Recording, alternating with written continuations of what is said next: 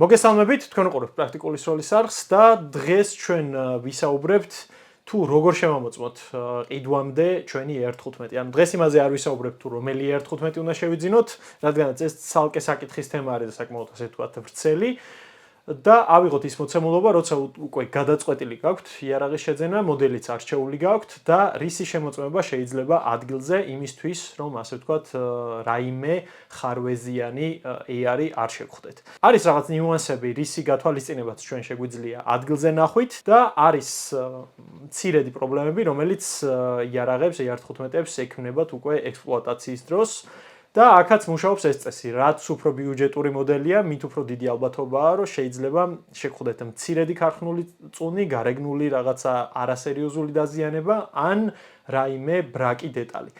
დღეს, რა თქმა უნდა, სპეციალურად ხარ არ ჩამოვყვები მე ბრენდების დასახელებებს, როცა მე მაგალითებს მოვიშველიებ, არ ჩამოვყვები მაღაზიების დასახელებებს, რადგანაც არ გამოიწვიოს შემდეგ უკვე ცრუბრალდებები, რომ რომელიმე მაღაზიას ვერჩიან, რომელიმე პროდუქტს ვარეკლამებ. რეკლამისთვის ჩვენ გვაქვს, ასე ვთქვათ, ცალკე არხი, ხოლო პრაქტიკული სროლა ემსახურება იმ პრაქტიკულ და ობიექტური შეხედულებების, ну ხანდახან ჩემი ასე ვთქვათ, სუბიექტური შეხედულებების გაზიარებას თქვენთვის.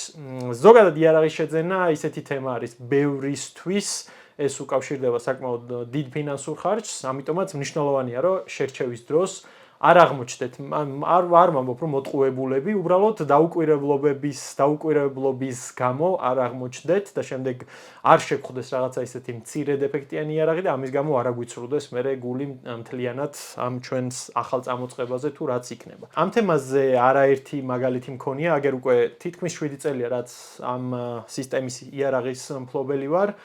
გარდა ამისა, შეჯიბრებების, კლასების და ჩვენი დიდი სამეგობროს ფარგლებში ძალიან ბევრი შემთხვევა გქონდა და შესაბამისად უკვე შესაძლებელია, რომ რაღაც მინიმალური რჩევები მოგცეთ უშუალოდ მაღაზიაში შერჩევის დროს. ძირითადი პრობლემები, რაც შეგვხვდება, ეს არის დაბალ ბიუჯეტიან ბრენდებზე და შესაბამისად განსაკუთრებით გასათვალისწინებელია ხოლმე. ასევე არის ბრენდები, რომელიც დიდი ხანია ჩვენთან იყიდება და მათ ასე ვთქვათ, რაღაც სახელი უკვე აქვთ და რაღაც ნდობა მფლობელებში და არის ბრენდები, რომელიც ახალი შემოსულია, ახლახანს შემოდის და ხშირად მწერენ ხოლმე, რომ აი რას ფიქრობ ამ იარაღზე, რას ფიქრობ კონკრეტულად ამ მოდელზე.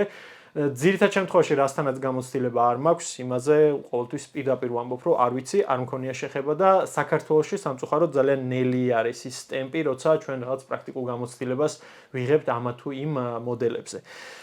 ეხლა დავიწყოთ უშუალოდ შერჩევის სიტუაცია. ხშირად არის ისეთი მომენტი, რომ პირველი რაც რა თქმა უნდა 1.15-ში უნდა დავათვალიეროთ, არის მისი ვიზუალური დაკვირვება უნდა მოვახდინოთ, რომ რაიმე დეტალი ხომ არ არის ან ტრანსპორტირებისას, ან რაღაც ბევრ ასე ვთქვათ მოქმედებაში, ბევრ მომენტში შეიძლება მოხდეს მისი გარეგნული დაზიანება.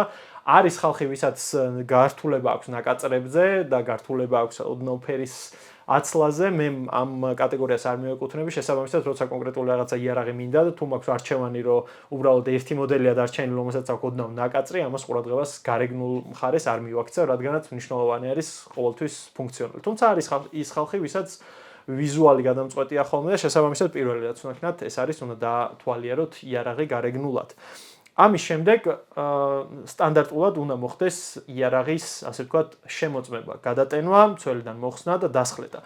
ამ დროს უნდა დავაკვირდეთ, როგორ იხსნება მცველიდან, სასხლეტი არის თუ არა ის, რაც კონკრეტულ მოდელს მოყვება, შედარებით ძვირიან მოდელებს და ზოგადად ბიუჯეტურ მწარმოებლებს, მაგრამ სხვადასხვა კომპლექტაციით შეიძლება კონდეს განსაკუთრებულად კარგი სასხლეტები და ყოველთვის უკეთესია რომ შევამოწმოთ. ასევე სხვადასხვა მწარმოებელი უშვებს ბიუჯეტური იარაღებს, რომელსაც ეგრეთ წოდებული მილსპეკ სასხლეტები აქვს, თუმცა ერთიდან მეორე მოდელს შორის შეიძლება მცირედი სხვაობა იყოს, ამიტომ სასხლეტის დასხლეტვა გარდა იმისა, რომ ჩვენ ვნახულობთ, რომ ამ მიმართულებით ასე ვთქვათ იარაღს პრობლემა არ აქვს, ნახულობთ თვითონ როგორი არის სასხლეტი. ასევე რამდენად მარტივად იხსნება მცველი და კარგია თუ საკეთს შევაყენებთ შემაყოლნებელზე და დაუშვებთ მას. რამდენიმე ასე ვთქვათ მოდელს ქონდა პრობლემები, როცა მისი საკეტის დამშვები იჭედებოდა, მხოლოდ იმიტომ, რომ მისი დამზადების ხარისხი იყო ოდნავ ასე ვთქვათ out of spec იყო, რამდენიმე მილიმეტრის ჩამოქლიბვა ჭირდებოდა იმისთვის, რომ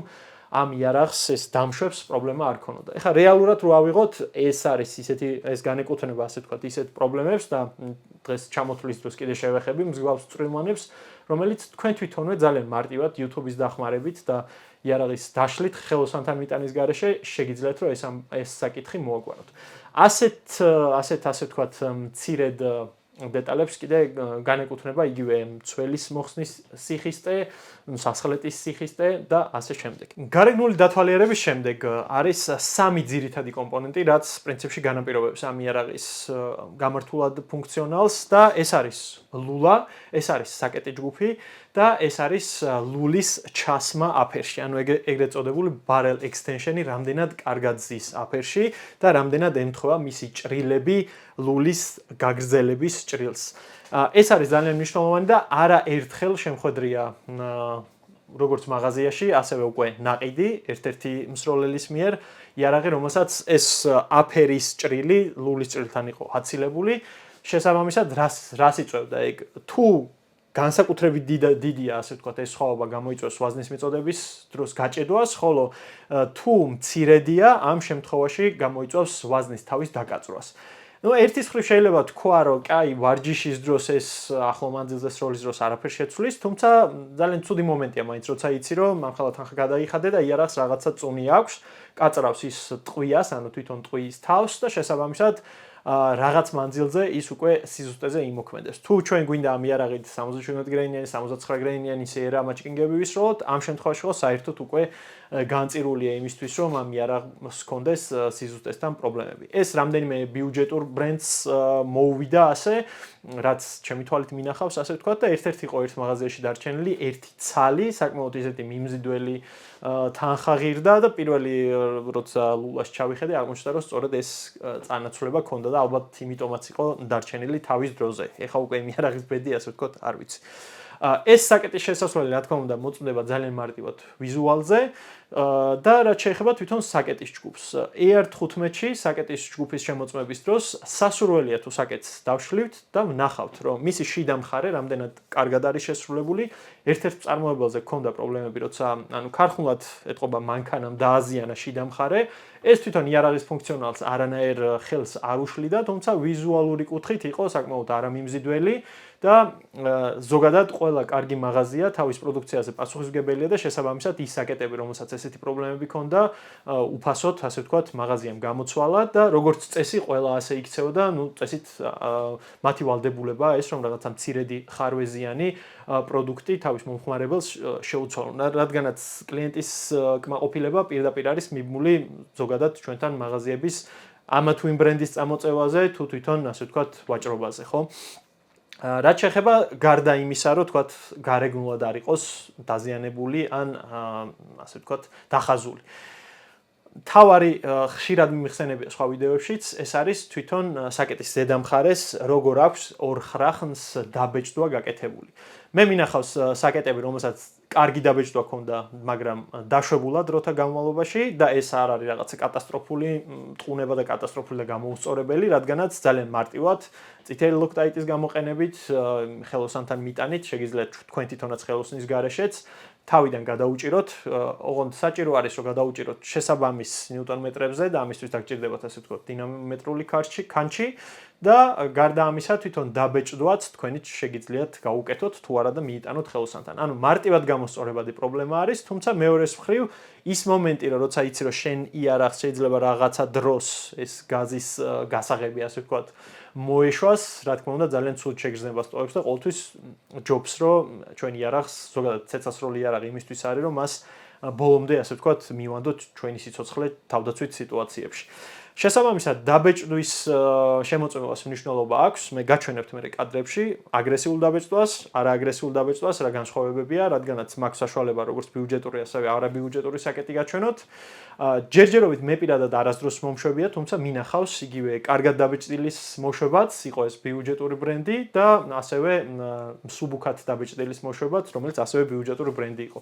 არასდროს არ მქონია ჯერჯერობით, არასდროს არ გამიგია, რომ რაღაც ისეთ ბრენდებს როგორც BCM-ი ან Daniel Defense ან LMT ან ასე შემდეგ მოშვებოდეს ეს საკეტი გასაღები. თუმცა მსგავს ვიდეოებს შეიძლება შევხვდეთ YouTube-ზე, რა თქმა უნდა, ისევ და ისევ ვამბობ, რომ ბიუჯეტური იარაღებში მსგავსი რაღაც წვრილმანი შეფერხებები, ასე ვთქვათ, უფრო ძვრება ხარისხის კონტროლის დროს, ხოლო არაბიუჯეტურ ბრენდებში იშვიათია, თუმცა იქაც მსგავსი სიტუაციები ყოფილა.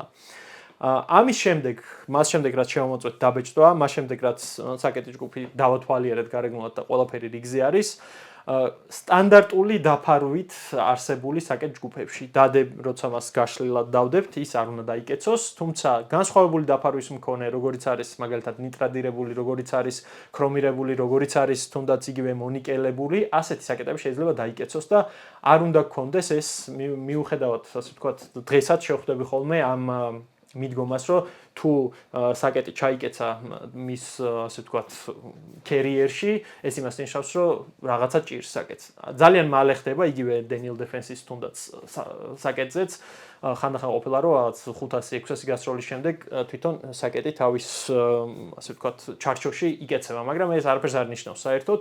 მე თვითონ მქონდა ნიტრადირებული საკეტი, რომელმაც დაახლოებით 7000 გასროლამდე არანაირი პრობლემა და არანაირი ხარვეზი არ შეუქმნია. 7000 გასროლის შემდეგ, მას შემდეგ რაც გაზის ბეჭდები დაჯდა, არ ჭედავდა იარაღი, უბრალოდ მსროლელისთვის ჩემს არაკომფორტული იყო, რადგან ნამწვი აირები, ასე ვთქვათ, იპარებოდა და გამოდიოდა მსროლელისკენ და მხოლოდ და მხოლოდ 7000 გასროლის შემდეგ შეუცვალე და რა ვიცი, იმის მერე თვითონ საკეთს გაუვიდაოა, მაგრამ ის გეზრინგები, ასე ვთქვათ, მუშაობს. ამიტომ ამაზეც მაინც და მაინც ჩავიციკლებით, რომ მაინც და მაინც საკეტი ასე იგი თავის წონაზე დაიკეტა. ასევე რა თქმა უნდა, ნიშნულოვანი არის თვითონ ლულის შემოწმება და ლულას ესე გახედვით, რაღაც განსაკუთრებული დაზიანება თუ არ აქვს და ასეთი ჯერ არ შეგვხედრია, ვერ შევამჩნევთ, იმიტომ რომ ძირითადად ყველა ლულა პრიალებს თუ გაწმენდილია, ამისთვის საჭირო არის ბოროსკოპის გამოყენება და დღეს უკვე გვაძლევს ინტერნეტი იმის საშუალებას, რომ სულ რაღაც $50 გამოვიწეროთ, შევიძინოთ, ეს ბოროსკოპი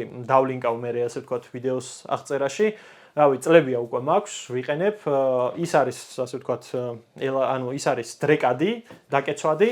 რაც ერთის მხრივ ცოტა მოუხერხებელია და ჯობს ბოროსკოპი იყოს ერთი სრული, საწმენდი შომპოლივით, თავისი ეკრანით, თუმცა ეს უკვე დაახლოებით $100-ზე ადის, მაგრამ ეს ბიუჯეტური ტესლონგის $50-იანი ბოროსკოპიც გვაძლევს იმის საშუალებას, რომ მივაერთოთ ჩვენ smartphone-ზე, PC-ზე თუ notebook-ზე თუ რაც იქნება. და შემოვაწოთ ლულის არხი. ხშირად არის ხოლმე რომ მაღაზიაში ბალისტიკის შემდეგ ნასროლი ლულებში რჩება ნამწვი და სულ თავიდან რომ ამოწმებ შეიძლება გეგონოს რომ რაღაც ლულას რაღაც დაზიანება აქვს. ამიტომ ყოველთვის მაღაზიაში მისვლის დროს გაითვალისწინეთ რომ თუ რაღაცა ლულაში არ მოგეწონათ და ნახეთ რომ რაღაცა კვალია, რაც ნაკაწრს გავს, გაატარეთ აუცილებლად შომპოლი, თხოვეთ მაღაზიის გამყიდველს ან თქვენი ქონიეთ თან და მას მერე შეამოწმეთ.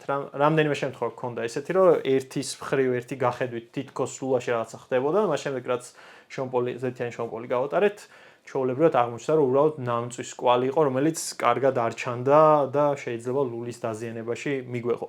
ნუ ლულაში მოწმდება, რა თქმა უნდა, შესასვლელი, რომ შესასვლელს არაფერი არ სჭირს, მოწმდება სიგრძეზე, რომ რაიმე დაზიანება არ აქვს და ჯერჯერობით მე ესეთი სერიოზული დაზიანებით არაფერი არ მინახავს. პატარა ნაკაწრი რაღაც შეიძლება გქონდეს, მაგრამ ძირითად შემთხვევაში ეს არ აისახება დიდად AR-ის სიზუსტეზე, რადგან ის არ არის რაღაც პრეციზიული სროლის პლატფორმა, თუმცა ჩვენ თუ ყიდულობთ უფრო ესეთ ძვირიან მოდელს, რა თქმა უნდა, იქ განსაკუთრებული მნიშვნელობა ამას უნდა მივაქციოთ. ასევე საინტერესოა გაზბლოკის ადგილის, გაზის მილის ნახრეტის ადგილის შემოწმება ბოროსკოპით, რადგანაც იქ შეიძლება გახვრეტის დროს რაღაც ქარხნული კვალი დარჩეს, ქარხნული გამოწეულობა დარჩეს, რომელსაც კი მართალია სროლის შემდეგ ის მაინც თავისას მოასწორებს და გასწორდება, თუმცა როცა არის საშუალება რომ რამდენიმე მოდელი არჩევ, რა თქმა უნდა, ჯობს არჩევ ისეთი, რომელშიც ეს ნახრეტი უფრო სუფთად არის გაკეთებული. და ასევე მნიშვნელოვანია ლულის ბოლოს, ანუ ეგრეთ წოდებული გვირგვინის შემოწმება, რომელსაც არ კონდეს დაზიანება.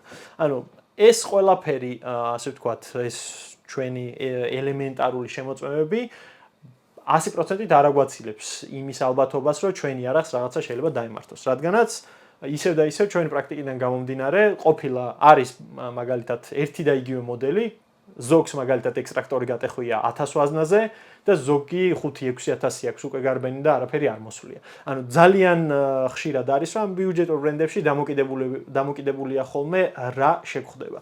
ასევე გვაქვს ეგეთი შემთხვევა, როცა არაბიუჯეტურში და მაღალ ბიუჯეტურ ერთ-ერთ ბრენდს გეზრინგები გაუტყდა უკვე მეორეჯერ, მაშინ როცა 1500 ვაზნა აქვს სულ ნასროლი. კი, რა თქმა უნდა გეზრინგებს შეცვლი, რადგანაც რავი $3 ღირს ჩვეულებრივად გამოიწერ, აქაც ყიდიან ხოლმე მაიმარკეტზეც და ჯგუფებში 20-30 ლარი ღირს არის მათი ფასი და იყიდი ბოლო-ბოლო რამდენიმე წელს, თუმცა ისევ და ისევ ის მომენტია, რომ შენ იარაღის მიმართ ნდობას კარგავ, რადგანაც როცა იცი რომ შენ იარაღს რაღაცა მტყუნებები აქვს და შენ ეს იარაღი გააქვს განკუთვნილი, ასე ვთქვათ, შენი სიცოცხლის დაცვისთვის და თავდაცვისთვის, ამ მომენტში, რა თქმა უნდა, მგინდა არ გინდა მაინც ის ფიქრები გაგივლის, რომ მაინც და მაინც იმ მომენტში არ მოვიდეს იარაღს მტყუნება. კიდევ ესეთი წვრილმანი, ასე ვთქვათ, ხარვეზები, რაც შეიძლება მაღაზიებში შეგვხვდეს, არის შეიძლება იყოს მაგალითად მოშვებული გაზბლოკი, რომელსაც აი ხელით შემოწმების დროს ნახავთ, რომ ის დაშვებულია. რა თქმა უნდა, ესეც მარტივად გამოსწორებადია, თუმცა ისევ და ისევ ჯობს რომ შემომოწმოთ, რომ ყველაფერი ის რაც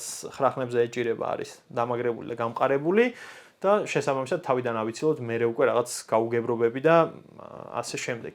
ასევე რაც უნდა გავითვალისწინოთ არის ის, რომ თუ ვყიდულობთ კონკრეტულ მოდელს, უნდა დავაკვირდეთ, რომ მას რა მოყვება კომპლექტაციაში. ყოფილა შემთხვევები, როცა რამდენიმე მაღაზია, ასე ვთქვათ, მოქცეულა უნამოსოდ და მაკომპლექტებლები ცალკე გაუყიდიათ, მაშინ როცა იცი რომ ქარხნულად მოყვება ეს და მე შენთან მოდის რეალურად რაღაც დანაკლისი, ეს მომენტი, ანუ უბრალოდ, რა ვიცი, კულტურის საკითხია და არასასიამოვნო მომენტია და მე წესით ასეთ ხალხთან ალბათ შეიძლება საერთოდ არ დაიჭირო, ასე ვთქვათ, ურთიერთობა. ამიტომ შეხედეთ რა მოყვება იარაღს კომპლექტაციაში, იქნება ეს რაღაც კონკრეტული გაუმჯობესება, თუ იქნება ეს რაღაც სათადარიგო ნაწილი და ამის მიხედვით მოთხოვეთ, ასე ვთქვათ, მაღაზიას სანამ შეიძენთ, რომ რატო არ მოყვება კონკრეტული ეს ნაწილი. თუ მათ რაღაცა დასაბუთებული პასუხი ექნებათ, შეიძლება მართლა რაღაც შეიცვალა.